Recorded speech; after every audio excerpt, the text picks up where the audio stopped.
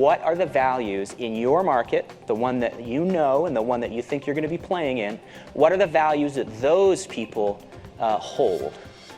You know, what are the values that you're going to be bringing to them with your product or service? You got a taste of it already, but I just want to go through what we call dimensions of value. Okay, now this is not an exhaustive list, but this is one that we put together for one of the workshops, and I like it to start conversations. So when we talk about value, what are we talking about? We're not talking about features.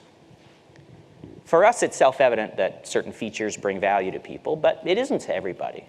When we talk about values in a business sense, these are the two that usually pop up first, right? Saving people money or making people money, right?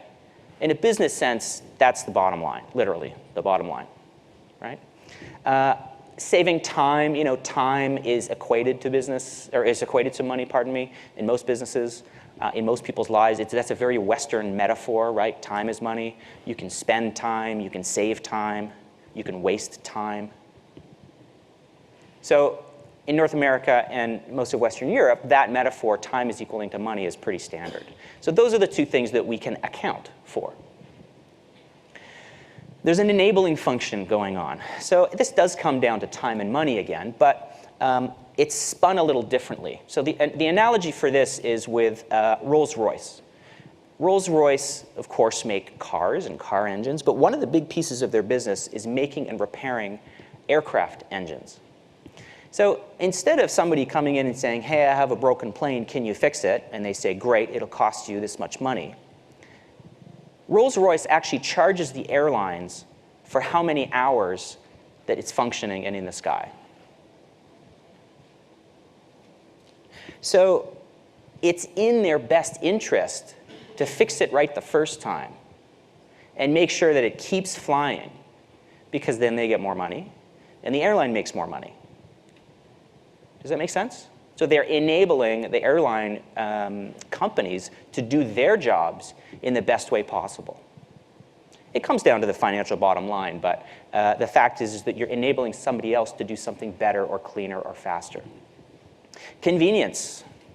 This is a value that lots of things are sold on, right? I got a Tim Hortons there, not because you know, that's my favorite coffee in the whole wide world, but because there was one right there, and I just needed something to drink.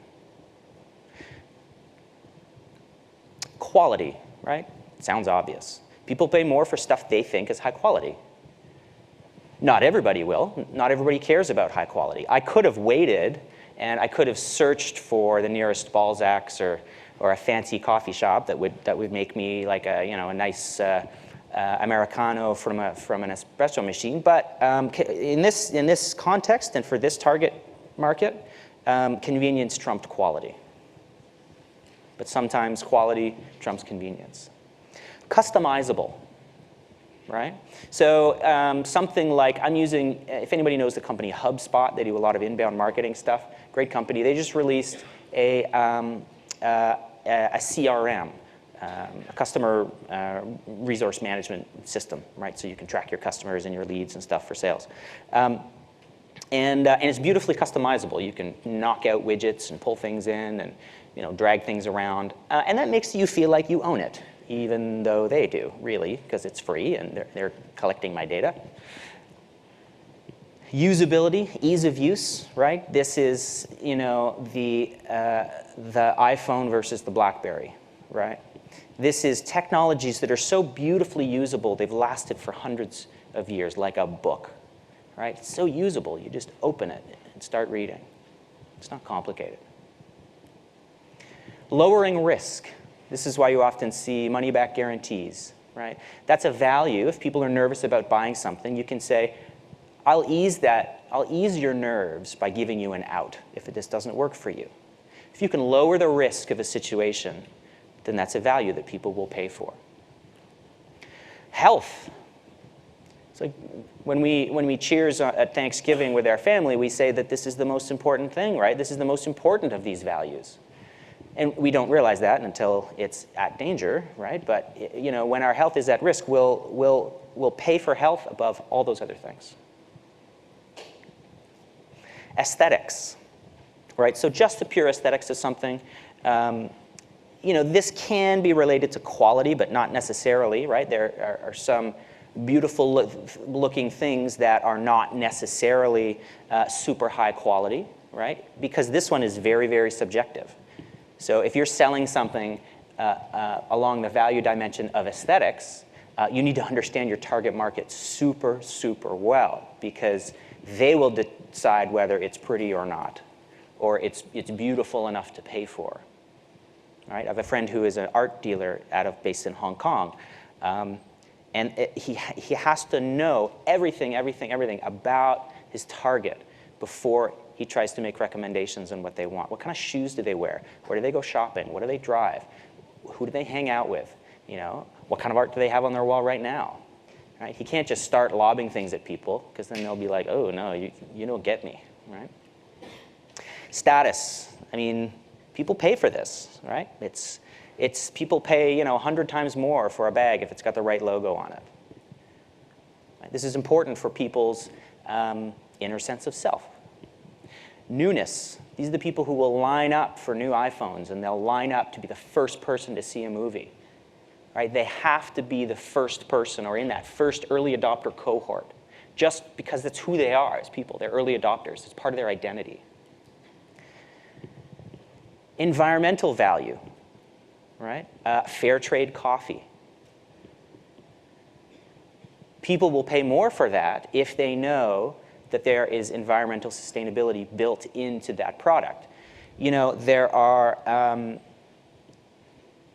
I think it was Pampers. I shouldn't say the name. Sorry if we get sued for this, but one of the diaper companies, they just tried changing one of their packages to that dark forest green. And they nowhere on it did they say that this was an environmentally friendly diaper.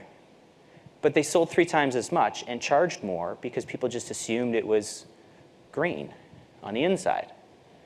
It was just green on the outside. Ethics. So this is kind of along the line of fair trade coffee. These shoes are from a company called Eau Liberté, and they make shoes in Ethiopia under audited fair trade conditions. And they're not cheap, because these are not made in Africa so they can be cheap. They're made by artisans in Africa, and they're beautiful shoes, and I like them. But then there's this addition of kind of having an ethical value that is brought, that I am paying for. And I don't mind paying for that. But another target customer might. Another target customer might not have that luxury. I'm extremely lucky that I was born into a position where I can make those decisions. Social inclusion. Facebook. I mean, Facebook does not save anybody time. It does not make you money, except for some people. None of this stuff really applies. Maybe status, because you can boast about how many friends you have. But really, it's about your own internal sense of self and how that's reflected around you. I was thinking about I paid money for a poppy today, and I was thinking, I'm so mean. I was like, why did I pay money for that poppy? Like, well, what is it about that? What value did that bring me? Instead of just like thanking the guy. And it's really lies outside of most of these. It's really more about a message I'm sending to you, right? My city mates and my country mates, that we kind of collectively recognize this part of our country's past, and that we're doing it together. It's a social inclusion thing, right? We're all part of the same club here, right? Self-actualization, this is just a fancy word to talk about those things people do that make no economic sense, right? There's an example from Daniel Pink's book, Drive, about a guy who is getting better and better at playing the oboe. And so on Friday nights, he'll take 2 or 3 hours, and he'll just go through his scales, and he'll practice some things he's been working on, and he's getting really good at the oboe. An economist looks at that and says, what are you doing? You're not making money. You're not increasing your prospects, unless he's one day going to be a professional oboe player, but I think that ship has probably sailed for this man. It made him feel good. That's it, right? He was getting better at a skill that brought him happiness, And that's enough. That's enough. It's a value people will pay for. People pay for oboe classes.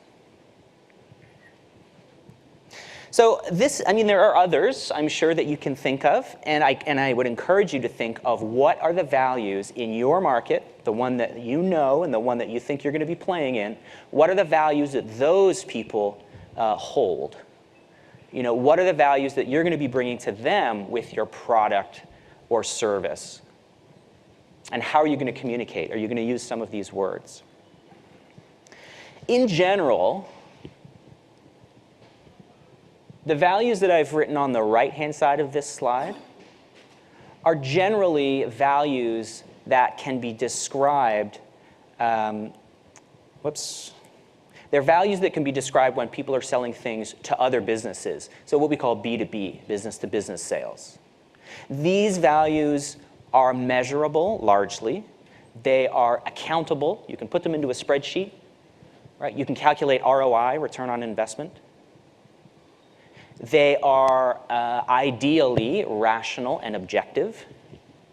Ideally, they are not, but and that line is kind of semi-permeable because it's not a direct, it's not a strict division. On the left-hand side, these are things that are generally used to market direct to consumers. The more intangible things, the things you can't describe in words and spreadsheets. So this is why ads on television are almost all direct to consumer, and they're all about how they make you feel, right? Car ads don't sell cars based on the features of the engine anymore. Or, you know, the features inside. They sell things like how much more time can you spend with your family, all right? You know, how will it make you feel? Will it allow you to participate socially, right? I always think it's so funny when cars are being sold by how they can get you in shape because suddenly there's room in the trunk to put your mountain bike and you'll suddenly be an extreme sports athlete mountain biking every weekend, flying off cliffs and doing flips and stuff. But it works. That kind of emotive advertising works. These are what we might call latent values. People can't talk about them very well. If you talk to somebody about why they were on Facebook for 3 hours, they were like, I don't know, I just couldn't look away, right? They wouldn't be like, well, you know, it increases social cohesion with the people who are loosely affiliated with me, things like that.